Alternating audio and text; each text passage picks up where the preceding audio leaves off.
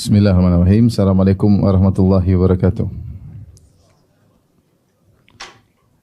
Alhamdulillahi ala ihsani wa syukru lahu ala taufiqihi wa amtinani. Asyhadu an la ilaha illallah wahdahu la syarika lahu ta'ziman li sya'ni wa asyhadu anna Muhammadan abduhu wa rasuluhu da'ila ridwani. Allahumma salli alaihi wa ala alihi wa ashabihi wa ikhwani. Para ibu-ibu, para ummahat yang dirahmati oleh Allah Subhanahu wa taala, demikian juga para hadirin yang ikut hadir. Kita lanjutkan bahasan kita dari kitab Mukhtasar Ad-Da' wa Ad-Dawa karya Ibnu Al-Qayyim rahimahullahu taala, masih tentang bahaya-bahaya maksiat ya. Pada kesempatan kali ini ya, setelah sebelumnya kita telah membahas tentang bahaya syirik, maka kemudian dilanjutkan dengan faslun al-qaulu 'ala Allahi bi ghairi ilm. Fasal tentang berbicara tentang Allah tanpa ilmu. Berbicara tentang Allah tanpa ilmu. Ibnu Qayyim berkata, wa yali dzalika fi kibaril mafsada al-qaulu 'ala Allahi bila ilm. Dan selanjutnya setelah syirik, yang dosa besar setelah syirik, yaitu urutan berikutnya, yali dzalik maksudnya urutan berikutnya terkait dengan mafsada yang sangat besar setelah syirik adalah al-qaulu 'ala Allahi bila ilm, yaitu berbicara tentang Allah tanpa ilmu, fi asma'ihi wa sifatihi wa af'alihi, terkait dengan nama-namanya dan sifat-sifatnya dan perbuatan-perbuatannya ya.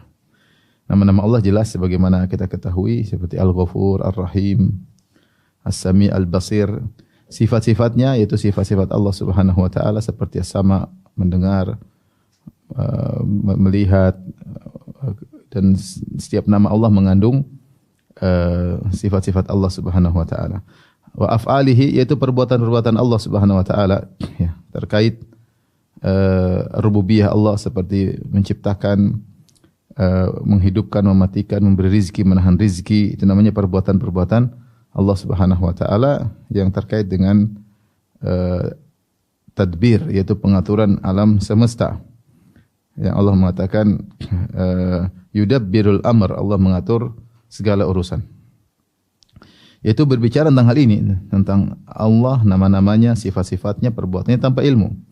Wa wasfuhu bi dhiddi ma wasafa bihi nafsahu wa wasafa bihi rasuluhu. Kemudian berani-beraninya mensifati Allah dengan lawan dari apa yang disifati oleh Allah tentang dirinya dan disifati oleh Rasulullah sallallahu alaihi wasallam. Qul a antum a'lamu amillah. Yang lebih tahu tentang segala perkara adalah Allah Subhanahu wa taala, dan yang lebih tahu tentang Allah adalah Allah sendiri, dan yang lebih tahu setelah Allah adalah Nabi Muhammad sallallahu alaihi wasallam. Makanya Rasulullah SAW pernah berkata kepada para sahabat, fa inni a'lamukum billah wa akhsyakum. Aku adalah orang yang paling tahu tentang Allah daripada kalian, aku yang paling bertakwa, yang paling khusyuk kepada Allah. Maka kalau Allah sudah mensifati tentang dirinya, sifatnya begini-begini, sudah kita tinggal terima. Kaidah kita yang penting cuma yaitu laisa kamitslihi syai', tidak sesuatu pun serupa dengan Allah Subhanahu wa taala. Apa yang ditetapkan bagi Allah tidak sama dengan makhluk. Allah punya pendengaran, Allah punya penglihatan, maka tidak sama dengan pendengaran, penglihatan makhluk.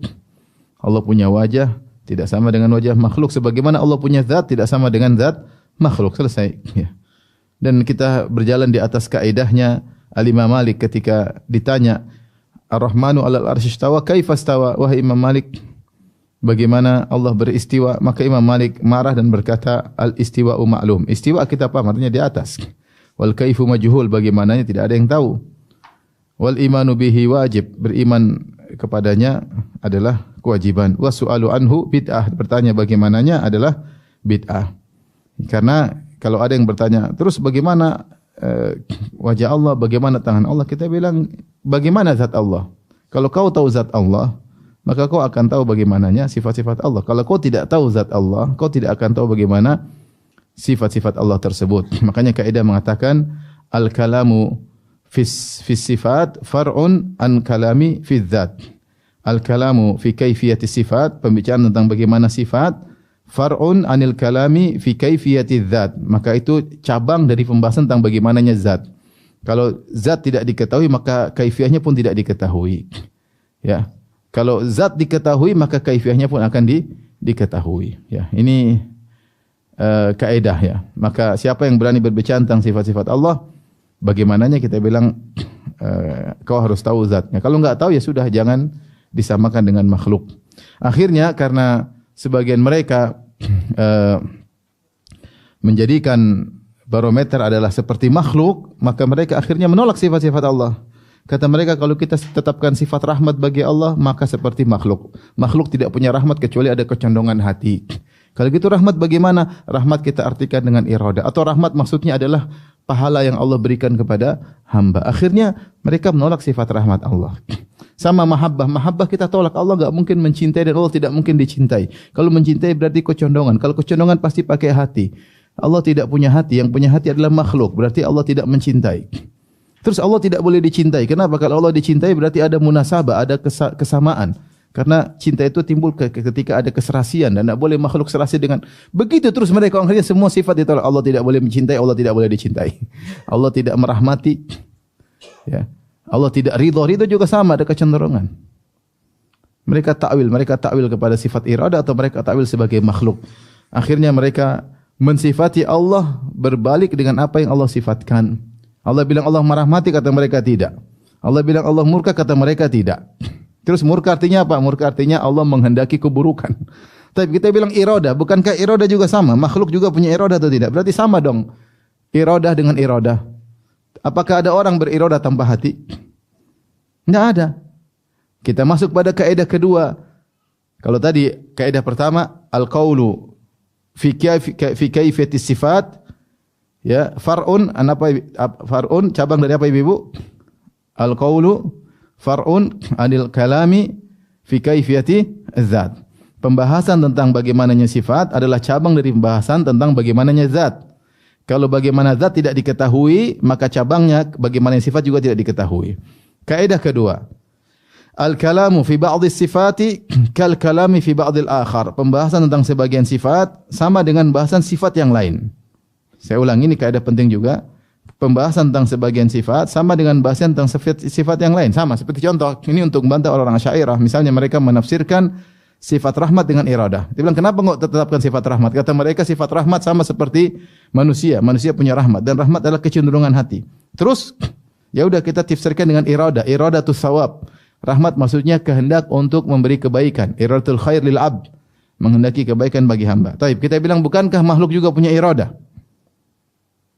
Ya sudah, kenapa kau tetapkan? Kalau kau tetapkan iradah, tetapkan juga rahmat. Kata mereka, iradah Allah tidak sama dengan iradah makhluk. Ya sama, kalau gitu rahmat Allah tidak sama dengan rahmat apa? Makhluk. Pembahasan tentang sifat ini sama dengan bahasan sifat itu, tidak bisa dibedakan. Kita harus komitmen. Kalau kau bisa menetapkan sifat iradah, kau bilang iradah Allah tidak sama iradah makhluk, saya juga bisa menetapkan sifat rahmat. Rahmat Allah tidak sama dengan sifat rahmat apa? Makhluk. Kita pahami makna rahmat, tapi levelnya jauh berbeda. Makanya Rasulullah SAW ketika melihat seorang ibu sedang memeluk anaknya dengan penuh kesedihan, penuh kasih sayang, maka Rasulullah SAW berkata, "Lallahu arhamu bi ibadi min hadi bi waladiha." Allah begitu sayang kepada hambanya lebih daripada ibu ini kepada anaknya. Itu levelnya berbeda ya. Taib.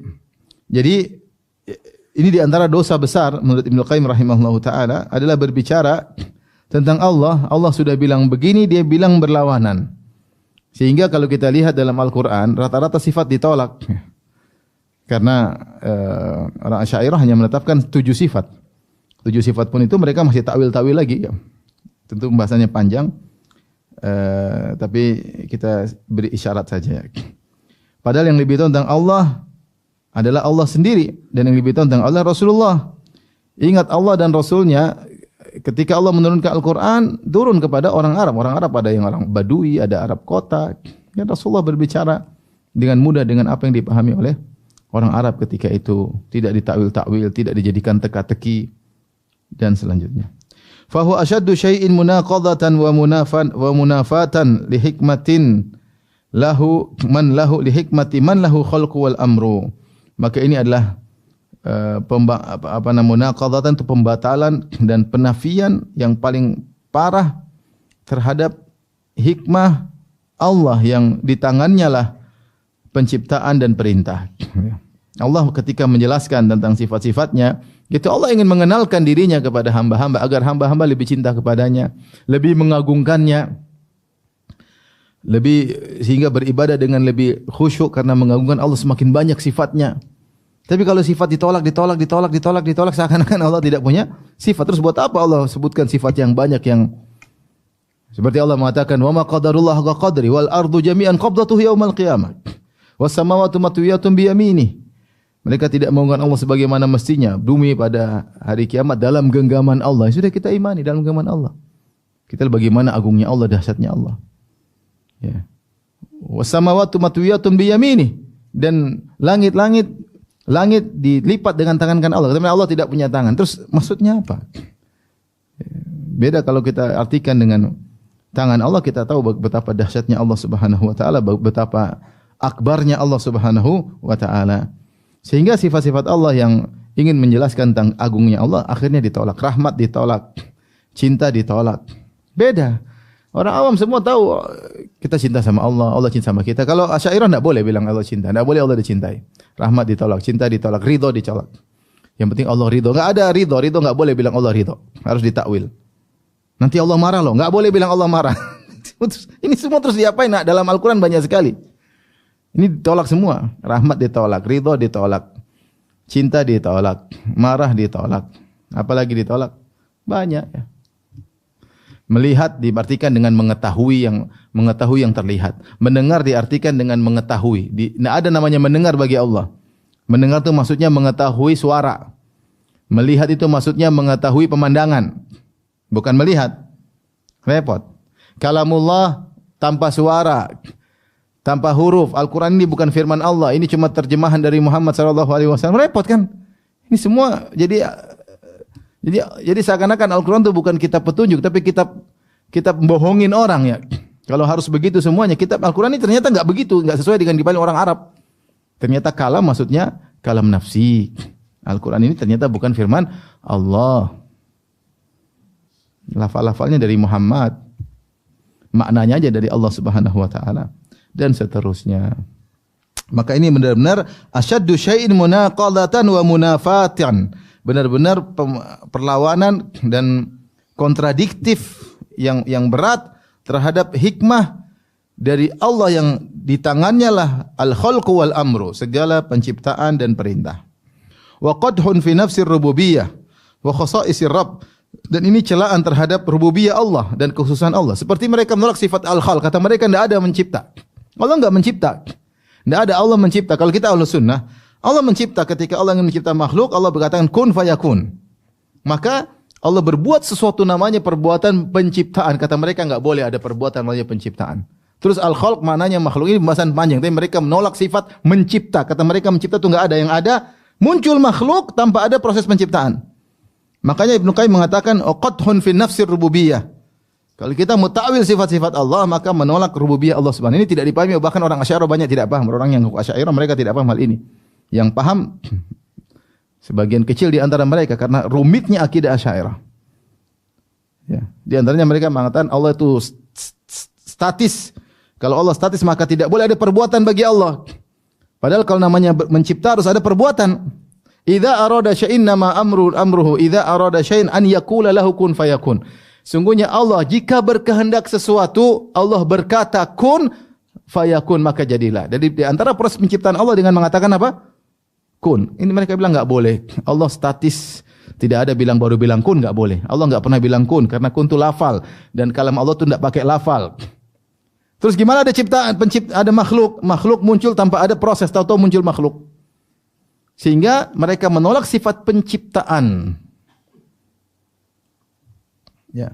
Sehingga mereka mengartikan al-khalq huwal makhluk. Al-khalq itu predikat, maksudnya adalah objek. Jadi gambaran kita, Budi mukul Muhammad.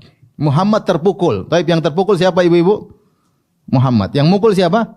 Budi. Budi mukul Muhammad dengan proses pemukulan enggak? Ya, pemukulan itu predikat. Jadi subjek, objek, predikat. Subjeknya Budi, predikatnya memukul, objeknya siapa? Muhammad. Kalau mereka berkata predikat sama dengan objek, jadi Muhammad terpukul oleh Budi tanpa pemukulan. Pemukulan sama dengan Muhammad, ini enggak masuk akal. Ini akidahnya Asy'ariyah. Makanya si Ibnu Qayyim agak kencang, dia mengatakan qathun fi nafsi rububiyah, karena dengan takwilan seperti ini maka mencela rububiyah Allah, karena rububiyah terkait dengan penciptaan. Dan rububiyah itu isinya apa? Penciptaan, pengaturan dan tadbir, semua ihya, menghidupkan, mematikan, memberi rizki, menahan rizki, semua ini mereka takwil. Karena Allah statis, tidak boleh melakukan suatu perbuatan. Ya. Dan banyak syubhat di kepala mereka. Padahal Allah berkata, fa'alul lima yurid. Allah selalu fa'al. Allah menggunakan isim fa'il atau siga mubalaghah bismil fa'il. Allah senantiasa fa'al. Itu berarti continue. Walakinna Allah yaf'alu ma yurid. Akan tapi Allah yaf'alu menggunakan fi'il mudhari' yang juga menunjukkan continue. Walakinna Allah yaf'alu ma yurid. Fa'alu lima yurid. Ketika mereka takwil itu semua, ini merendahkan rububiyah Allah Subhanahu wa taala. Fa in sadara dzalika an ilmin fa huwa inadun aqbahu minasyirk. Kalau ini muncul padahal sudah di atas ilmu, ini lebih parah daripada syirik. Sudah tahu bahwasanya sifat-sifat Allah begini, dia tahu sifat. Kalau di kejahilan mungkin masih ringan. Tapi kalau di atas ilmu sudah tahu tetap ngeyel, tetap menolak, ini lebih buruk dari syirik. Aqbahu minasyirk, ya. Ya. Lebih buruk daripada kesyirikan. Wa a'dhamu itsman indallah, dan dosanya lebih besar di sisi Allah Subhanahu wa taala. Makanya Allah mengatakan, qul inna ma harrama rabbiyal fawahisha ma dhahara minha wa ma batan wal itsma wal baghya bighairil haqq wa an tusyriku billahi ma lam yunzil bihi sultana wa an taqulu 'ala Allahi ma la ta'lamun. Dalam surat Al-A'raf Allah sebutkan urutan dosa. Kata Allah, qul innama, katakanlah wahai Muhammad, innama harrama rabbiyal fawahish, sungguhnya Allah mengharamkan perbuatan-perbuatan keji. Wal itsma wal baghya bighairil haqq, ya. Ma dhahara minhu batan wal itsma wal baghya bighairil haqq. Perbuatan keji yang nampak mau terlarang, dosa, ya, perbuatan kezaliman. Kemudian wa antusyriku billahi ma lam yunzil bihi sultana, dan kalian berbuat syirik kepada Allah yang tidak ada dalilnya. Kemudian Allah sebutkan di ujungnya wa antaqulu 'ala Allahi ma la ta'lamun. Kalian berbicara tentang Allah apa yang kalian tidak punya ilmu tentangnya. Di sini Ibnu Qayyim memandang terkadang al-qaul 'ala Allah bi ghairi ilm, bicara tentang Allah tanpa ilmu, terkadang lebih parah daripada kesyirikan. Kapan? Ketika orang itu sudah punya ilmu tapi dia ngeyel, dia menentang. Seperti Jahm bin Safwan. Jahm bin Safwan sudah tahu ayat-ayat tapi dia tolak karena tidak sesuai dengan logikanya. Ngeri. Kemudian Ibnu Qayyim berkata, wal qaul 'ala Allahi bila ilmin wasyirku mutalaziman. Sungguhnya perkataan atas Allah tanpa ilmu dan kesyirikan adalah dua hal yang saling melazimi. Dan ini benar bahwasanya banyak kesyirikan terjadi karena berbicara menganalogikan Allah dengan makhluk. Menganalogikan Allah dengan makhluk, ya, sehingga mereka mensifati Allah tanpa ilmu. Seperti perkataan mereka, kalau minta langsung kepada raja enggak bakalan diterima, harus lewat menteri. Sama kalau sama Allah enggak bakalan, harus lewat perantara, ya. Ya, kalau kau dekat sama perantara, langsung permintaanmu dikabulkan. Sama kalau kau dekat dengan menteri, permintaanmu langsung dikabul. Ini tentang Allah tanpa ilmu. Beda raja dengan Allah. Kalau raja memang enggak tahu rakyatnya, enggak ngerti rakyatnya, sehingga dia butuh anak buah untuk memberi laporan. Anak buahnya pun bisa bohongin dia. Tapi kalau Allah, semua dia ketahui. Wa ma tasqutu min waraqatin illa ya'lamuha. Bahkan tidak ada daun yang jatuh pun kecuali Allah tahu tentang daun tersebut. Seorang sujud berbisik-bisik kepada Allah, besoknya atau sebentar lagi doanya dikabulkan, subhanallah. Kadang dia belum berbisik-bisik, baru dalam hatinya dia belum ungkapkan, Allah sudah kabulkan permohonannya, subhanallah. Kadang terjadi seperti itu. Iya atau tidak ibu-ibu? Jadi begitu.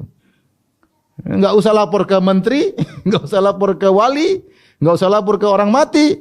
Akhirnya gara-gara berbicara tentang ilmu, tanpa ilmu, akhirnya menganalogikan Allah dengan makhluk, akhirnya caranya dekat sama makhluk, mengagungkan makhluk, keyakinan terhadap mayat. Makanya dikatakan al-qaul 'ala Allah bila ilm wasyirku mutalaziman. Ini karena orang berbicara tentang Allah dan syirik adalah hal yang saling melazimi, karena kebanyakan orang terjerumus dalam syirik karena bodoh tentang Allah Subhanahu wa taala. Orang Nasara Ketika mereka mengatakan Allah punya anak, karena mereka bodoh tentang Allah. Sifat Allah lam yalid wa lam yulad, qul huwallahu ahad. Tapi kata mereka bodoh tentang Allah. Mereka berbicara tentang Allah tanpa ilmu, terjerumus dalam kesyirikan. Terjerumus dalam kesyirikan. Ya. Semuanya karena berbicara tentang Allah tanpa ilmu. Orang yang meyakini bahwasanya di pantai selatan ada jin yang menguasai, ada punya daerah otonomi, kemudian di gunung, ini semua kebodohan tentang Allah. Seakan-akan Allah sudah kasih hak otoritas kepada jin tersebut untuk ngatur laut selatan atau untuk ngatur gunung. Ini semua karena kebodohan. Karena kebodohan tentang Allah akhirnya terjun dalam kesyirikan. Kemudian Ibnu Qayyim berkata, "Walamma kanatil bid'ul mudhillatu jahlan bi sifatillah takdziban bima akhbara bihi an nafsihi wa akhbara bihi anhu rasuluhu inadan wa jahlan kanat min akbaril kaba'ir wa in qasurat anil kufri." Kemudian beliau jelaskan tentang bahayanya bid'ah, terutama bid'ah terkait dengan akidah. Kata beliau, tatkala bid'ah-bid'ah yang menyesatkan, ya, akibat kebodohan terhadap sifat-sifat Allah dan mendustakan apa yang Allah kabarkan tentang dirinya dan mendustakan apa yang dikabarkan oleh Rasulullah tentang Allah Subhanahu wa taala. Wa inadan najahlan, ngeyel, dan karena kebodohan kanat min akbaril kabair, makanya bid'ah tentang asma sifat termasuk dosa-dosa paling besar. Wa in qasurat anil kufri, meskipun tidak sampai derajat kufuran. Meskipun tidak sampai derajat kufuran. Karena bid'ah seperti ini bahaya karena membaca filsafat-filsafat Yunani, kemudian membenarkan logika-logika Aristoteles, logika Plato, logika Plotinus, kemudian akhirnya membuat ada pola pikir dalam benaknya dianggap sebagai qat'iyat, ilmu pasti. Ini digunakan untuk menimbang dalil-dalil. Ada tentang ayat-ayat sifat, maka ditimbang, ditolak, tidak masuk akal, tidak sesuai dengan sains filsafatnya. Dianggap qat'iyat, ilmu pasti padahal tidak pasti, padahal ngawur. Maka ini dikatakan Ibnu Qayyim bahkan bisa terjadi termasuk dosa paling besar meskipun tidak sampai derajat kufur, ya. Wa ma'lumun, kemudian beliau mengadakan perbandingan antara bid'ah dengan pelaku bid'ah dan pelaku dosa. Wa ma'lumun annal mudhniba innama dhararuhu ala nafsihi. Sebagaimana diketahui, orang yang pendosa mudaratnya kembali kepada dirinya sendiri. Pendosa dia maksiat untuk dirinya sendiri, ya, kecuali kalau dia mengajak orang lain. Ya. Wa amal mubtadi fa dhararu ala an-naw. Adapun mubtadi ketika dia membuat bid'ah, maka ini tersebar langsung, ya. Ya, tersebar sehingga kemudian abadi. Jenis bid'ah ini ditiru orang, bahkan dikembangkan. Wa fitnatul mubtadi' fi aslid din, dan bahayanya bid'ah, fitnahnya terkait dengan pokok agama, terkait dengan akidah. Wa fitnatul mudhnib fi syahwat, adapun pendosa fitnahnya terkait dengan syahwat, hawa nafsunya, ya, minum khamar atau berzina atau yang lainnya.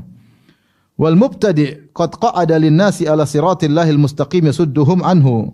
Mubtadi' itu menghalangi orang yang ingin menuju Allah, dihalang-halangi sehingga tidak bisa menuju Allah. Ya. Wal mudhnib laisa kadzalik. Ada pendosa tidak, pendosa dia sibuk dengan maksiat sendiri, dirinya sendiri. Wal mubtadi' qadihun fi awsafir rabbi wa kamalihi. Al mubtadi' dia mencela sifat-sifat Allah dan mencela kesempurnaan Allah. Wal mudhnib laisa kadzalik. Adapun pendosa tidak demikian. Dia tidak mencela Allah tapi dia sendiri bermaksiat, ya, sambil mengakui keagungan Allah Subhanahu wa taala. Wal mubtadi' munaqidun lima jaa'a bihi ar-rasul wal 'asi laisa kadzalik. Mubtadi' dia membantah apa yang dibawa oleh Rasulullah, dia bantah, dia takwil, dia tolak. Dia kritiki. Tidak seperti itu, makanya orang kalau sudah senang bid'ah, sunnah ditinggal. Wal 'asi laisa kadzalik, pelaku maksiat tidak demikian. Dia tahu dia salah, makanya dikatakan taubah al bid'atu ahabbu ila iblis minal ma'siyah. Bid'ah lebih sukai oleh iblis daripada maksiat. Kenapa? Al ma'siyatu yutabu minha wal bid'atu la yutabu minha. Karena maksiat orang pelakunya masih bisa bertobat karena dia merasa salah. Adapun mubtadi' dia tidak merasa salah. Kalau tidak merasa salah terus kapan mau bertobatnya? Wal mubtadi' yaqta'u 'ala nasi tariqal akhirah. Mubtadi' menghalangi orang dari jalan akhirat. Wal 'asi yu'ti sayra bisababi bati'us sayri bisababi dzunubihi. Adapun pelaku maksiat dia karena dosa-dosanya dia berjalan lambat menuju akhirat. Dia susah menuju akhirat. Tapi kalau mubtadi dia potong, dia alihkan. Yang harusnya jalan ini dia alihkan ke kanan, alihkan ke kiri.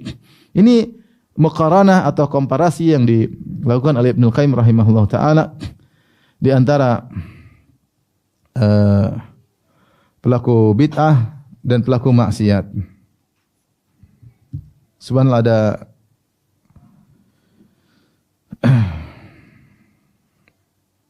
orang kalau sudah sibuk dengan bid'ah, maka terhalangi dari jalan menuju Allah Subhanahu wa taala. Ya. Contoh misalnya, sebenarnya para ulama contoh. Orang yang suka nyanyi-nyanyian dengan alasan kasidah-kasidah Islami pakai alat-alat musik, akhirnya dia tidak suka, jarang dengar Al-Quran. Hatinya lebih tertarik dengar apa? Kasidah-kasidah beralat musik Islami. Kecenderungannya kepada Al-Quran sedikit. Ya, karena kecintaan kepada alat musik tidak akan bergabung kecintaan dengan Al-Quran. Hobinya sedikit-sedikit joget-joget atas nama Islami, loncat-loncat, tepuk-tepuk tangan, ikhtilat laki-laki perempuan, pakai DJ, ya rame yang ikut kajian, kayak itu yang dicari, ya, sampai joget-joget. Al-Quran ya tidak menarik, sudah tidak menarik lagi. Ini diantara hukuman terhadap pelaku bid'ah, ya, menjadikan cinta kepada bid'ah jauh dari sunnah. Ya.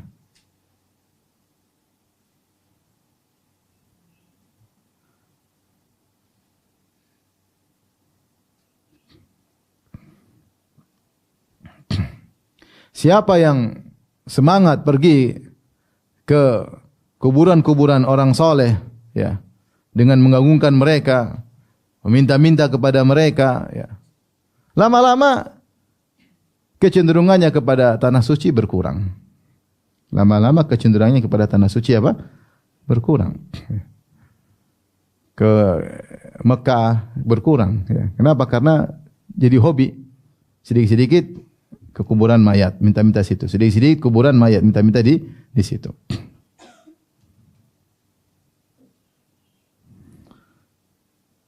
Siapa yang hobi membaca hikmah-hikmah, adab-adab misalnya dari perkataan para filsuf-filsuf kafir, baca terus, akhirnya kalau baca adab-adab Islami kurang tertarik. Nasihatnya Nabi kurang tertarik, lebih suka berkata Plato, berkata Aristoteles, berkata ini, sabda-sabda Nabi jadi kurang bernilai di sisinya.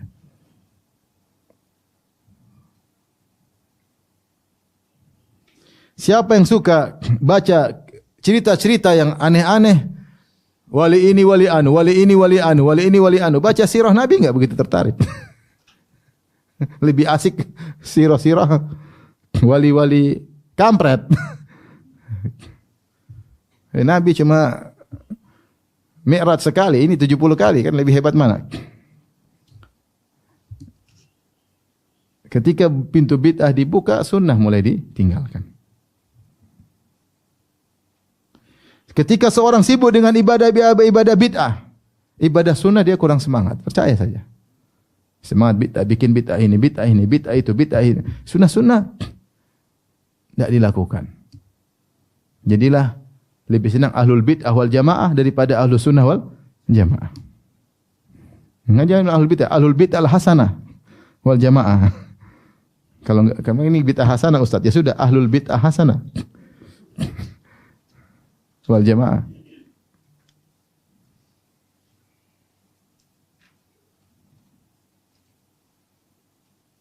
Siapa yang suka berdoa dengan doa-doa karangan wali ini, wali anu, doa-doa Nabi kurang diperhatikan.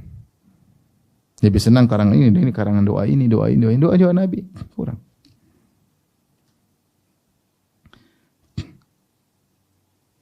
Siapa yang suka tawassul dengan orang-orang saleh, akhirnya lebih suka daripada berdoa langsung kepada Allah Subhanahu wa taala. Bahkan tidak pede, bahkan suudzon kalau langsung kayaknya enggak didengar. Timbul suudzon pada Allah. Harus lewat orang-orang saleh. Orang-orang saleh pun yang mereka pilih, nenek moyang mereka, wali-wali mereka, tidak pilih Abu Bakar, Umar, Utsman. Enggak. Oleh karenanya bid'ah, ya, kata Ibnu Qayyim rahimahullahu taala, menghalangi orang dari jalan menuju Allah Subhanahu wa taala. Kalau pelaku maksiat memperlambat, karena dia berlaku maksiat tapi dia masih tahu jalannya menuju sana. Dia tahu dia salah, jalan lurusnya itu dia ngerti. Kalau pelaku bid'ah enggak, dia ngajak jalan lain. Jalan lain, orang lagi ikhlas berdoa kepada, oh jangan ke mayat. Kalau langsung Allah enggak diterima mayat. Itu kan namanya malingkan orang. Malingkan orang. Orang lagi sibuk kajian, mungkin baca Quran, saya ini aja enak, joget-joget. Pakai kasidah, pakai DJ, mana lebih enak? Ya pakai enak, pakai DJ, campur laki perempuan, cewek-cewek cantik-cantik situ. Dia dipalingkan. Dan dia merasa itu ibadah.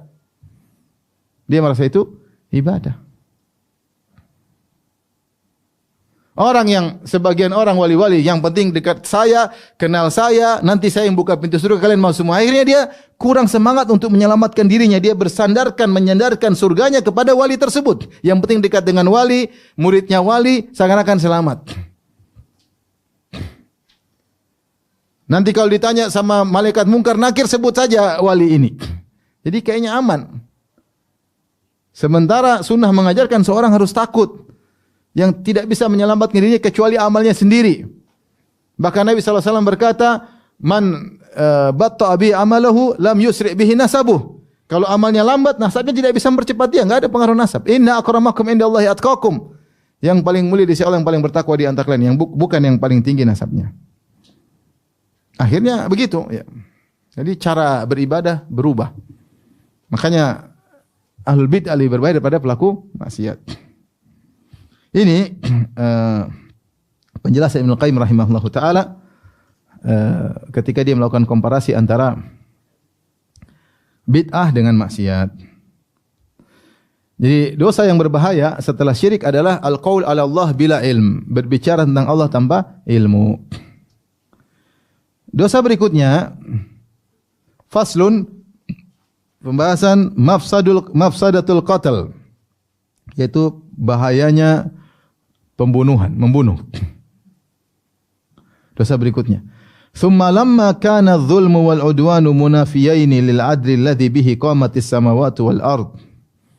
Wa arsalallahu subhanahu rusulahu alaihi wassalatu wassalam wa anzala kutubahu liyaquma an-nasu bihi. Kana min akbaril kaba'ir indallahi wa kanat darajatuhu fil 'azamati bihasbi mafsadati fi nafsi wa kana qatlul insani waladahu at-tifl as-saghir alladhi la dhanba lahu.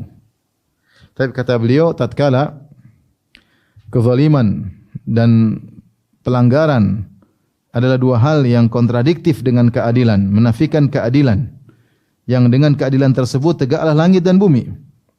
Dan Allah Subhanahu wa taala, ya, mengutus para rasulnya alaihi wassalatu wassalam dan menurunkan kitab-kitab sucinya agar orang bisa menegakkan keadilan. Kana min akbaril kabair indallah. Maka pembunuhan itu termasuk dosa yang paling besar, karena dosa pembunuhan adalah bentuk berbuat kezaliman dan pelanggaran. Jadi Ibnu Qayyim memberi gambaran tentang bahayanya dosa membunuh. Kenapa? Karena di antara tujuan syariat adalah menegakkan keadilan. Makanya Allah utus para rasul untuk menegakkan keadilan. Allah turunkan kitab-kitab suci untuk menegakkan keadilan dan menghilangkan kezaliman. Ternyata kezaliman dan melampaui batas pelanggaran bertentangan keadilan tersebut. Ini dalil bahwasanya dosa membunuh adalah dosa yang sangat besar karena dia bentuk kezaliman, termasuk kezaliman yang paling besar, dan bentuk pelanggaran yang paling besar karena bertentangan dengan tujuan syariat ini. Maka beliau mengatakan kana min akbaril kabair indallah. Ya, maka dosa membunuh adalah termasuk dosa paling besar di sisi Allah. Wa kanat darajatuhu fil 'azamati bihasbi mafsadati fi nafsihi. Itu pun membunuh bertingkat-tingkat. Semakin buruk dampaknya, maka semakin tinggi derajatnya. Oleh karenanya wa kana qatlul insani waladahu tifla saghir alladhi la dhanba lahu wa qad jabala Allahu al-quluba ala mahabbati wa rahmatihi wa itafihi alayhi wa khassal walidaini min dhalika bimaziyatin zahiratin Faqatalahu khasyata an yusyarikahu fi mat'amihi wa mashrabihi wa malihi min akbahi dzulmi wa asyaddihi. Dia contohkan, Ibnu Qayyim rahimahullah mencontohkan seperti membunuh anak sendiri. Ketika seorang membunuh anaknya yang masih kecil, yang tidak punya dosa sama sekali, alladzi la dzamba lahu. Sementara Allah telah mengkodratkan hati-hati manusia untuk cinta kepada anak-anak dan sayang kepada anak-anak. Wa khassal walidain, terutama kedua orang tua. Cinta kepada anaknya lebih dalam lagi dengan keistimewaan yang nampak, maziyatin zahirah. Ya, karena anaknya sendiri, ibu yang telah mengandungnya atau bapak itu adalah air maninya. Faqatalahu, ternyata dia malah membunuh anak tersebut, takut ikut makan makanannya, ikut minum dengan minumnya, takut ikut menghabisi hartanya, maka membunuh anak sendiri merupakan kezaliman yang paling buruk dan yang paling keras. Ya. Ini karena mafsadahnya besar. Kenapa? Ibnu Qayyim mengatakan anak tidak punya dosa. Satu. Yang kedua, orang-orang secara umum punya kodrat cinta sama anak kecil. Dua. Yang ketiga, apalagi kedua orang tuanya sendiri, harusnya cinta sama anaknya sendiri. Terus sebabnya cuma karena takut kasih ikut makan, takut ikut minum, takut ikut makan harta, terus dia bunuh, maka ini dosa paling besar. Beda dengan membunuh yang lain. Seorang mungkin bunuh orang lain karena dendam, atau beda dengan membunuh anak sendiri, dosanya lebih besar. Dan sebaliknya, wa kadzalika qatluhu abawaihi alladzaini kana sababa wujudihi. Ya. Demikian juga sebaliknya, seorang bunuh kedua orang tuanya, dosanya sangat besar. Karena kedua orang tuanya yang merupakan sebab dia ada di alam muka bumi ini. Kalau tidak ada kedua orang tuanya, dia tidak muncul. Ternyata dia bunuh kedua orang tuanya yang jasanya luar biasa. Maka ini juga dosa pembunuhan yang sangat besar. Wa kadzalika qatluhu dza rahimihi. Demikian kalau dia membunuh kerabatnya, rahimnya, dia bunuh kakaknya, dia bunuh adiknya, dia bunuh tantenya, dia bunuh omnya, yang semua adalah kerabatnya, rahimnya, maka dosanya membunuhnya tidak seperti membunuh yang lain. Jadi Ibnu Qayyim mengingatkan meskipun pembunuhan dosa sangat besar, tapi pembunuh itu juga bertingkat-tingkat. Kemudian dia berkata, wa tatafawatu darajatul qatli bihasbi qubhihi. Maka derajat-derajat pembunuhan atau tingkatan pembunuhan bertingkat-tingkat sesuai dengan keburukannya. Derajat keburukannya. Wastihqaqi man qatalahu lis-sa'yi fi ibqaihi wa nisihatihi, ya. Dan hak orang yang dibunuhnya, ya, yang harusnya diusahakan untuk menetapkannya dan menasihatinya, ya.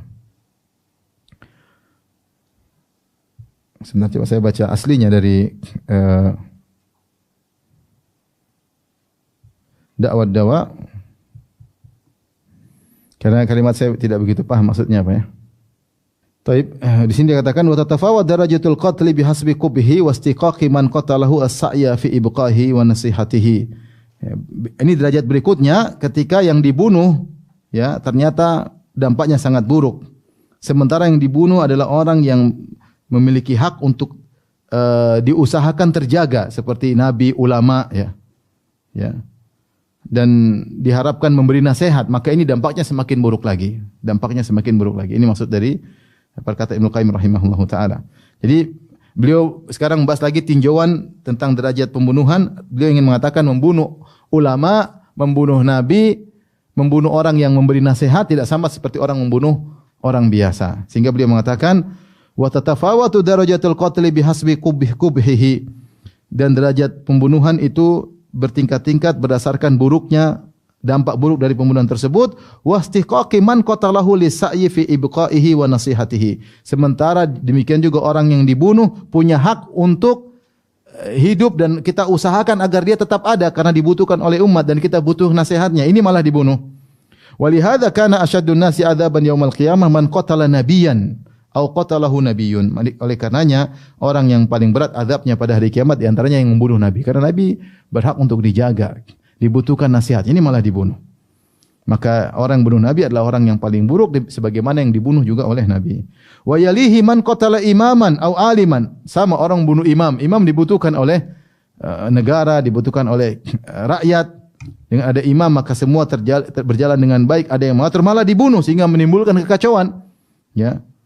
Atau aliman ya'murun nasa bil qisti, imam yang adil atau seorang alim yang menyuruh manusia kepada keadilan, wa yad'uhum ila Allah, dan menyuruh mereka kepada Allah, wa yansahuhum fi dinihim, menasihati mereka untuk ingat dengan akhirat, tentang agama mereka, malah dibunuh.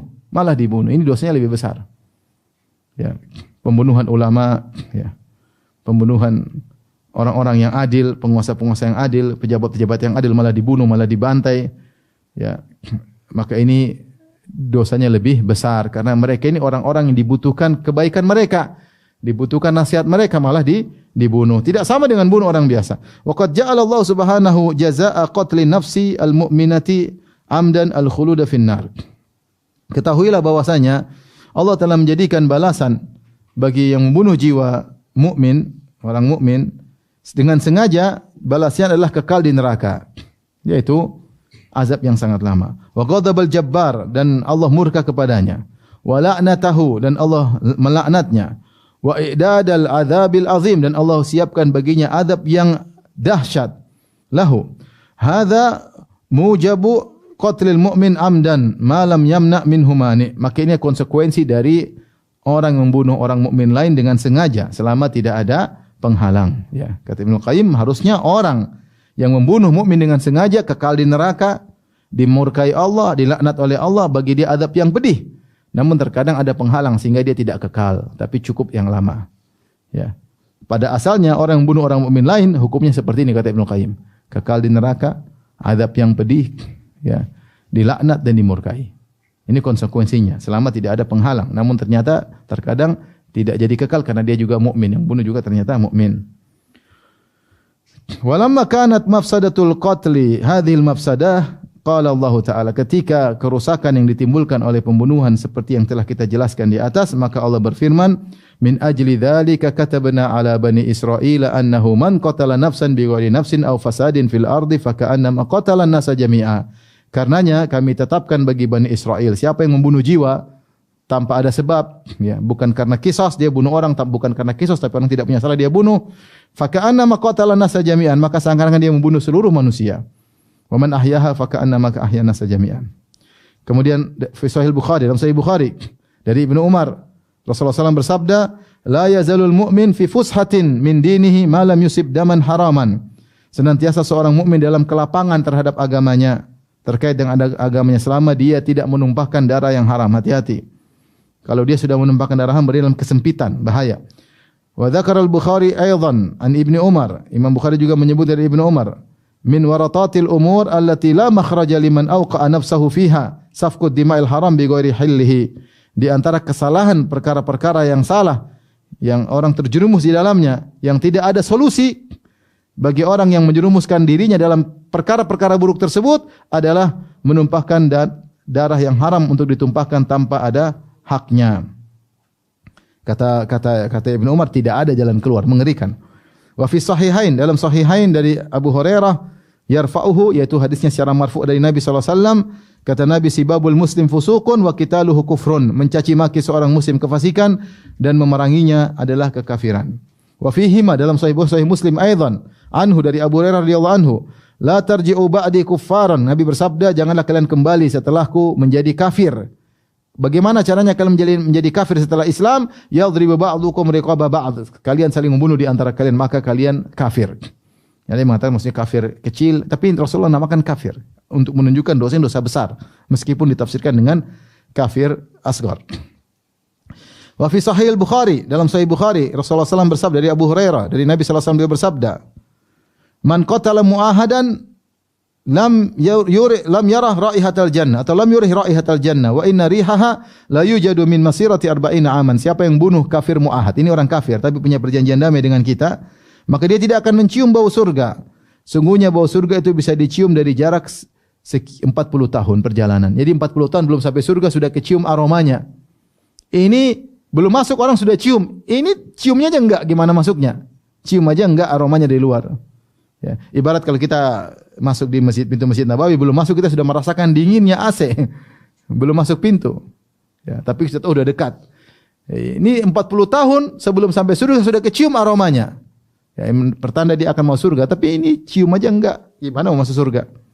Wa hadhi uqubatu qatili aduwillah. Ini hukuman bagi orang yang bunuh musuh Allah. Orang kafir mu'ahad itu kafir musuh Allah, tapi dia punya perjanjian damai.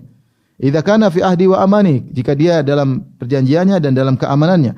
Fa kaifa uqubatu qatili abdihil mu'min? Bagaimana orang yang bunuh orang mukmin, yang bunuh orang kafir aja, kafir muahad yang punya perjanjian dengan kita, tidak cium bau surga, bagaimana dengan mencium orang mukmin?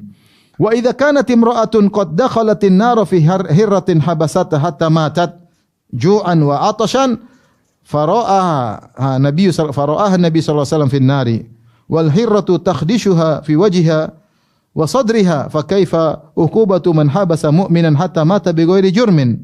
Kalau ada wanita masuk neraka gara-gara mengekang seekor kucing sampai mati karena kelaparan dan kehausan, sehingga Nabi lihat wanita ini disiksa di neraka di mana kucing tersebut mencakar-cakar wajahnya di neraka, mencakar dada wanita tersebut padahal dia gara-gara bikin kucing mati. Lantas bagaimana dengan orang yang mengekang seorang mukmin di penjara sampai mati tanpa ada dosa yang dia lakukan? Tentu lebih ngeri lagi di akhirat kelak. Wa fi ba'dhi sunan, dalam sebagian kitab-kitab sunnah, kitab-kitab sunan anhu dari Nabi sallallahu alaihi wasallam, Rasulullah SAW bersabda, la zawalud dunya ahwanu indallahi min qatli mu'minin bighairi haqq. Hilangnya dunia lebih ringan di sisi Allah daripada terbunuhnya seorang mukmin tanpa hak. Dunia ini begitu luas, begitu indah, tapi lebih ringan di sisi Allah daripada seorang mukmin. Kenapa? Mukmin ini beribadah kepada Allah, mengucapkan la ilaha illallah, kemudian kita dengan beraninya menumpahkan darahnya. Hilangnya dunia lebih ringan di sisi Allah daripada terbunuhnya mukmin ini tanpa hak. Maka saya nasihatkan diri saya pribadi maupun kepada kita semua, terutama di masa-masa fitnah, jangan ikut-ikutan fitnah, jangan ikut provokasi baik dengan tulisan dengan perkataan sehingga mengakibatkan ada mukmin yang terbunuh. Jangan sekali-sekali. Sudah banyak kejadian provokasi, provokator-provokator dengan tulisan mereka, dengan orasi-orasi mereka, akhirnya bertemulah dua kelompok kaum mukminin di jalan atau di mana, akhirnya saling bunuh-bunuhan. Ya. Sementara mereka provokator ini mundur, tidak berani, sehingga orang bodoh yang termakan provokasi mereka akhirnya meninggal. Entah siapa yang disalahkan. Jangan sampai perkataan kita, tulisan kita, orasi kita mempengaruhi orang lain untuk membunuh sesama mukmin, karena urusannya panjang di akhirat kelak. Meskipun seorang tidak melakukannya secara langsung, tapi terjadi pembunuhan gara-gara orasinya dan provokasinya, maka dia terkena getahnya di akhirat kelak. Wallahu taala alam bisawab. Sampai sini aja? Ya. Ya. Atau lanjut? Sampai sini aja. Sampai sini saja, insyaallah pertemuan berikutnya lebih penting lagi bagi kita, yaitu tentang bahaya zina dan jalan-jalan menuju zina. Ini yang juga sangat berbahaya, dosa yang mengelilingi kita seluruhnya. Wallahu taala alam bisawab. Insyaallah kita lanjutkan pada pertemuan berikutnya. Tapi demikian saja, wabillahi taufiq hidayah. Assalamualaikum warahmatullahi wabarakatuh.